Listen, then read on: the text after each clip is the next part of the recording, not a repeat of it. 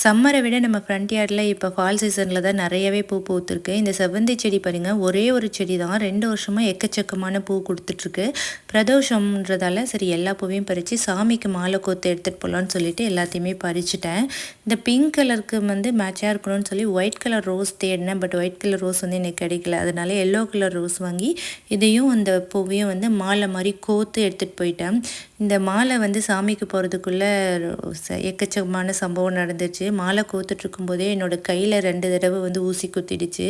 எப்பவும் இல்லாமல் அன்றைக்கி வந்து ரொம்ப சீக்கிரமாகவே கோயிலுக்கு கிளம்பினோம். பட் போகிற வழியில் பார்த்திங்கன்னா எங்கள் கார் பஞ்சர் ஆகி ஹைவேலே நின்றுடுச்சு. அது சரி பண்ணும்போது என்னோடய ஹஸ்பண்ட்க்கு வந்து கொஞ்சம் கையில் ஸ்க்ராட்ச் ஆகி ப்ளீடிங் ஆக ஆரம்பிச்சிருச்சு. அதுக்கப்புறம் ரோட் சைடு அசிஸ்டன்ஸ்க்கு கால் பண்ணி அவங்க வந்து டயர் மாற்றி கொடுத்துருந்தாங்க.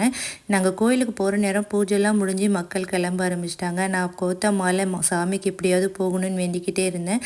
அது நல்லபடியாக கடவுளுக்கு போய் சேர்ந்துடுச்சு.